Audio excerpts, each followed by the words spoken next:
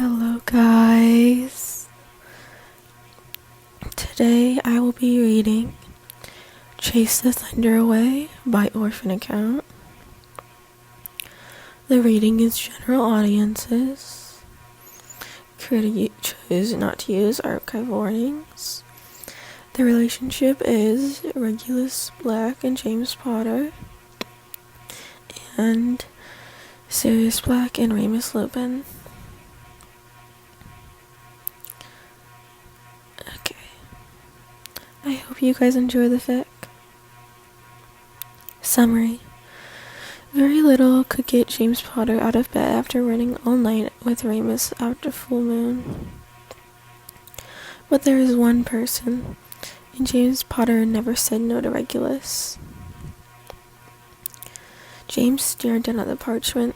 The too neat writing, meaning it had come from a dictaquill, meaning he knew who'd sent it, so the signature was unneeded. It was shaped into a small heart, which had woken him, fluttering and smacking him in the face until he'd come to. The sky outside the window was still dark.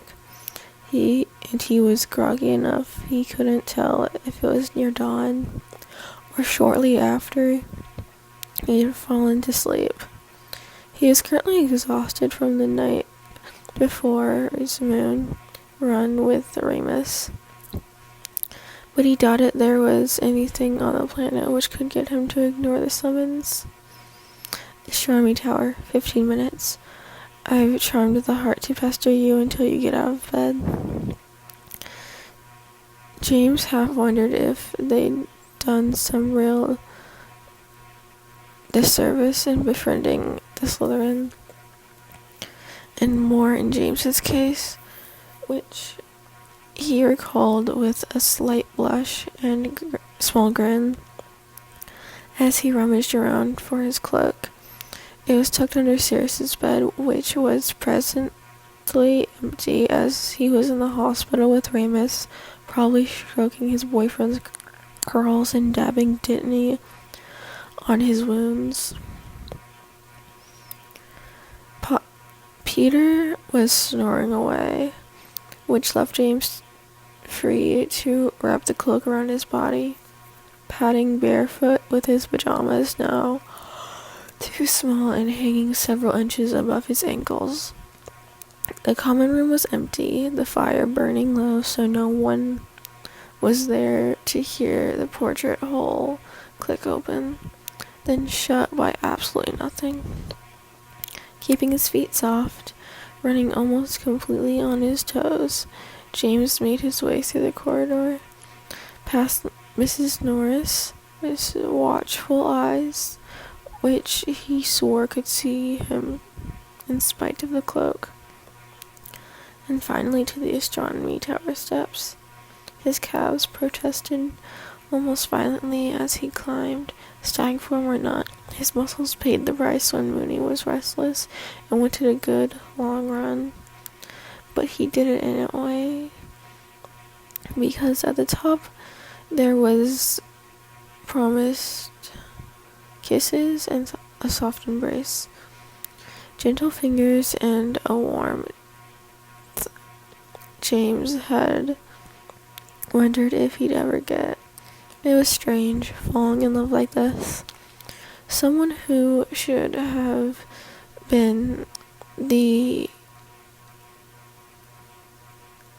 antithesis of who he was, Gryffindor, blood-trader, head boy, a Potter of all things.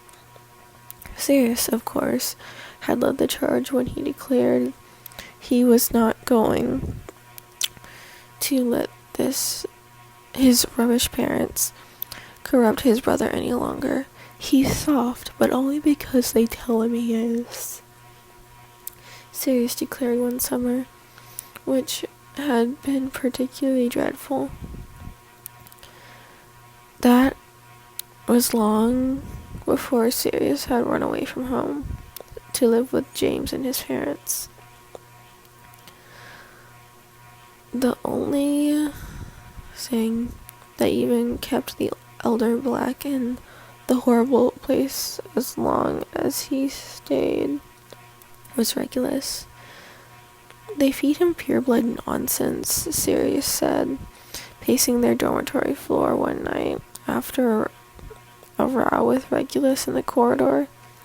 It ended in hexes and detention all around for both the Marauders and the Slytherin prefect. He believes it because no one else has ever told him better. He thinks he needs them to take care of him. He doesn't believe in himself, and it's rubbish. James snorted, nursing a particularly vicious bruise on his ribs from said prefect. It is rubbish. He nearly took all 4 of us without help. Sirius rubbed his face with his hand, then glanced over at Remus, who had clearly heard this speech before.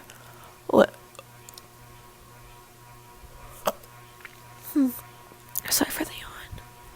Though likely in softer tones with kisses to make him feel better. We have to do something. James was all for it, and it was a slow process, but James was anything if not persistent. Unfortunately, they didn't have any classes together, that being that Regulus was a year below him, so James had to be sneakier about befriending the Slytherin. But following him after Quidditch matches and volunteering to serve as guide when Reg had care of magic creatures, and James had free period, and startling everyone, sitting at the Slytherin table with Sirius for a handful of meals, and eventually Regulus caved. It was shortly before Sirius left, and just after, James opened his door to find the younger teen stood there clutching his cane tightly in one hand and wand in the other, trembling and pale and asking to speak with Sirius. Please don't leave me there alone. I can't do it without you.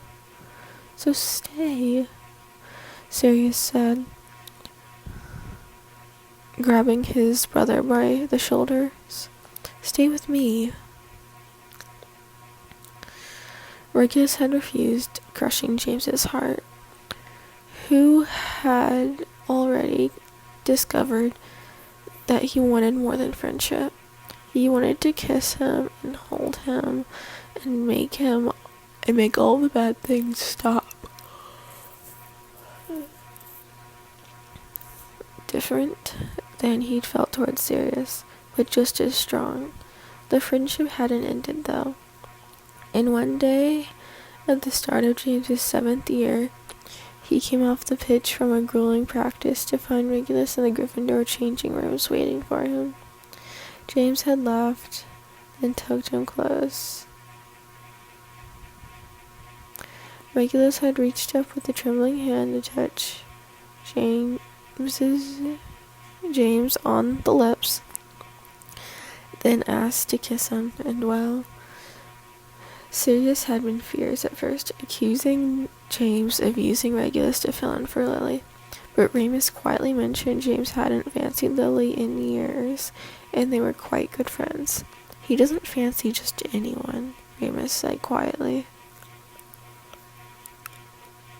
Sirius had relented, probably remembering how much James had understood during Sirius's worst mistake with Severus, and how James had been integral in getting Remus to forgive Sirius for it.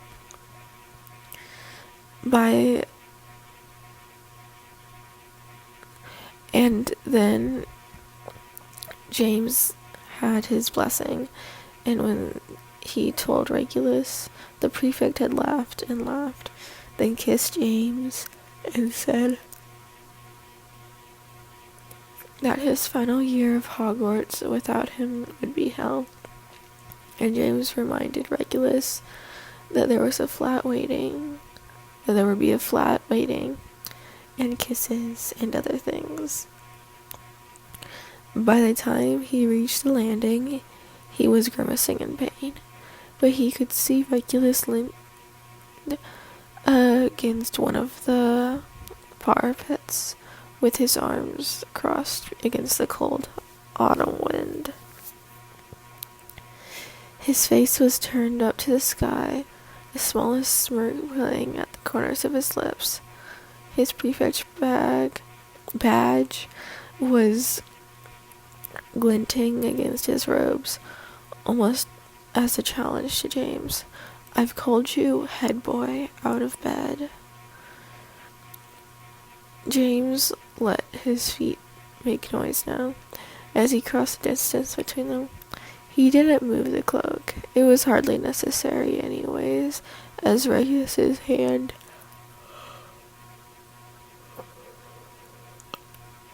came out in waiting. It closed around the fabric, and he let the pads of his fingers run over it before he left. I thought Sirius nicked it. He was in my common room earlier. James parted the cloak and enveloped Reg into it, drawing him tight against his chest and pressing a soft kiss under his ear before he spoke. He did, but I got it back so I could actually come to you without getting caught. Are you saying that the great James Potter, who is leaving behind a rather impressive legacy, couldn't make a quick trip to the astronomy tower for a midnight snog without getting caught? "I'm saying," James said, as he trailed his lips along the cut of Regulus's jaw, "I'd rather not take the risk, since kissing you is far preferable to being in detention with Filch." Regulus laughed, low and deep in the center of his chest as he tipped his head back, giving James more access to his neck. "I suppose I have to agree with you there." His hands came up, splayed out flat along James's chest. He'd once said he enjoyed nothing more than to feel than the feel of James's clenched taut muscles under his hands, and James had replied that Regulus could have access to touch anything he wanted, anytime. "So cute little note, that parchment heart. I knew you'd be tired, so I had to get creative," Regulus said before leaning his face against James' chest and running his cheek against the fabric. "Are you wearing your pajamas?" James laughed, carding his fingers into Regulus's hair. "I am. Do they have snitches on them?" "No. Plain with stripes."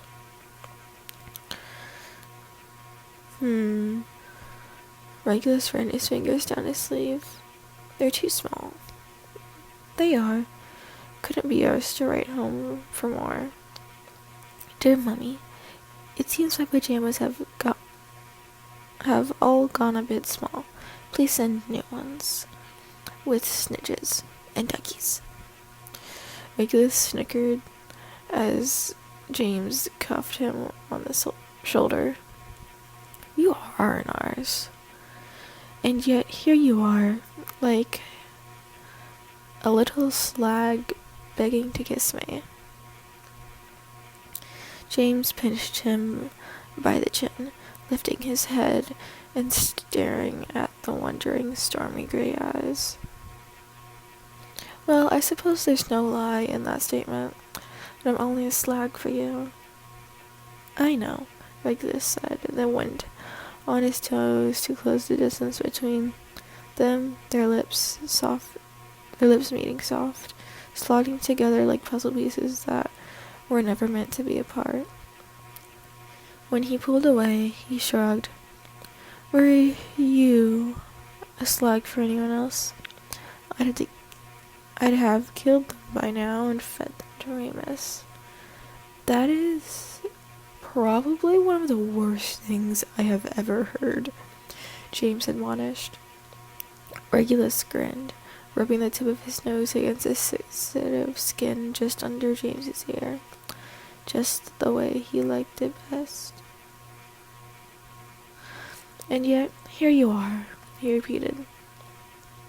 James tried to scowl, bringing Regulus's finger to his mouth so he could touch the frown. But Regulus merely laughed and dragged the edge of his nail along James's soft lips. "You," James whispered shakily. "Me?" James grabbed him by the shoulders, then crowding him against the stone wall before kissing him and kissing him and kissing him. Breathless, he finally pulled away and shook his head right against Regulus's cheek so he could feel the gesture. "I love you. I know you do," Regulus said, triumphant but needy all at the same time. "I was thinking during in the halls we'll stay at Sirius's flat.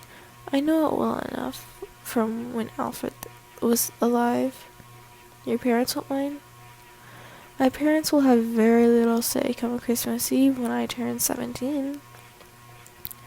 Regulus dragged his fingers under James's pajama shirt, the tips ghosting along his abs, which were presently soft.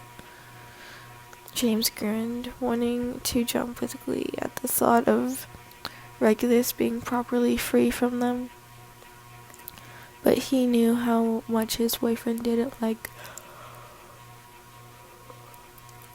big displays, especially regarding his family. So he settled for a content hum and a kiss to each one of Regulus's fingertips. "I think that sounds brilliant then. It'll be good. I've never really celebrated Christmas before. We can do whatever you like." Regulus laughed. "I haven't either, you know. Mother's family is Buddhist. Father's family finds it a frivolous holiday. Shall we create our own then? It'll be a nice excuse for me to shower you with gifts." Mooney turned me onto this shop that has all sorts of interesting Muggle books in Braille. Regulus couldn't seem to help his smile as he shrugged. "Maybe. I'm sure we can come up with something." James opened his mouth to reply when suddenly there's a booming across the sky.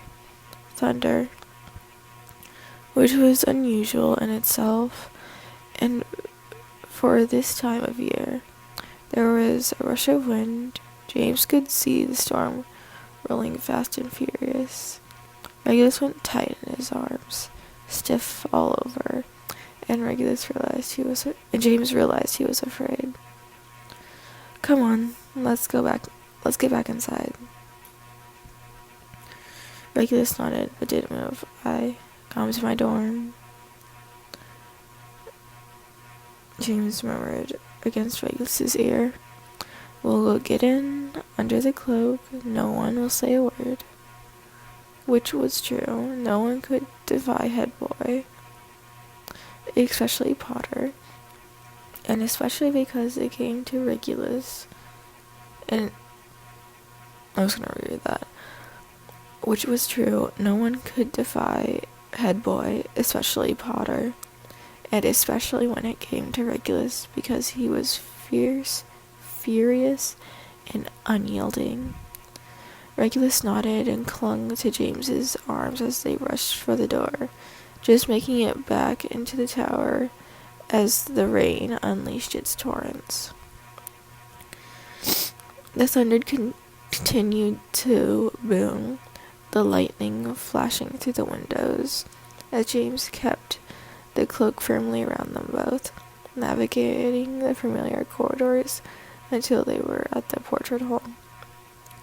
He gave the password, one Reg always had just in case he needed James, and before long they were curled up in James's bed, the curtains closed, surrounded by the sound of Peter snoring and the rain falling. The thunder sounded less ominous from the comfort of James's overstuffed duvet,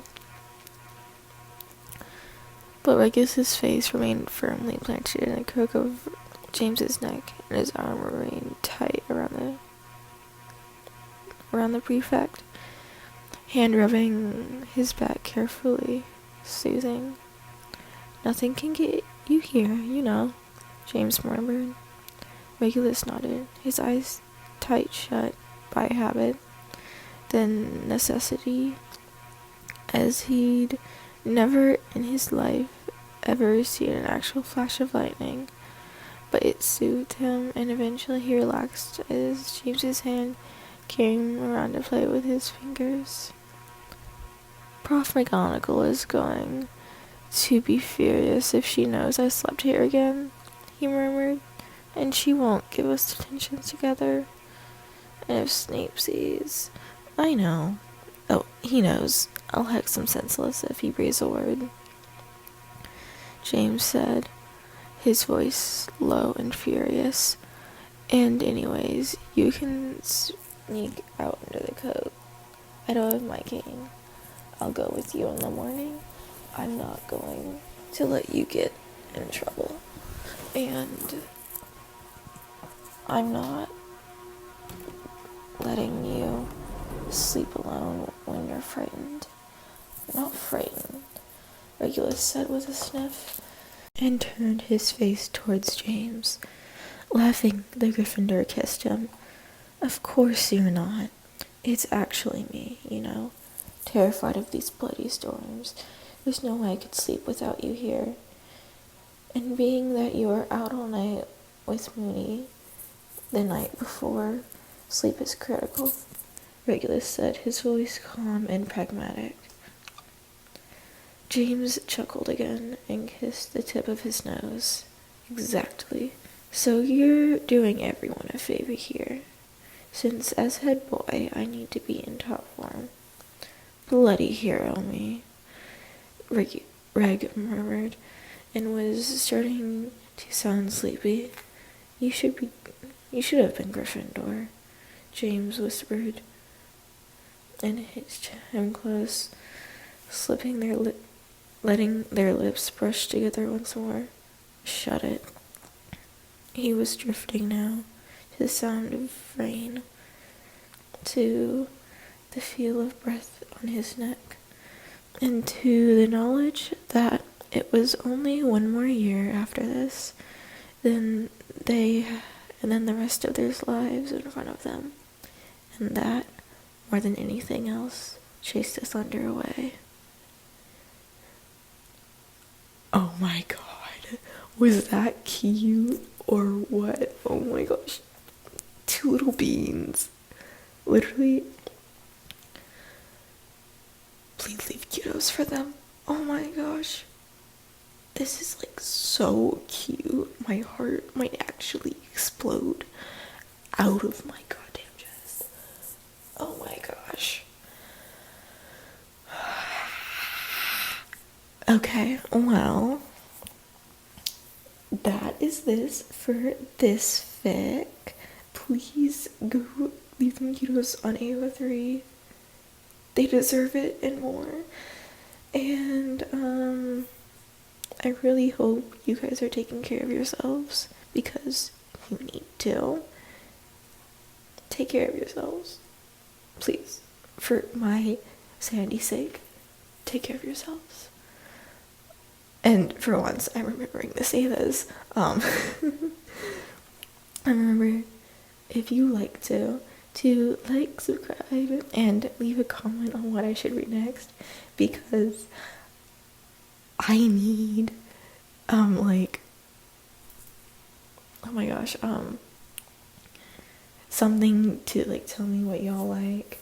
I know y'all like Jugglers a lot, so I'm reading this. Well, it's super cute. And, well, I hope you guys have a wonderful week. please drink your 64 ounces of water, eat your 3 meals a day, and I will see you guys next time. Bye bye.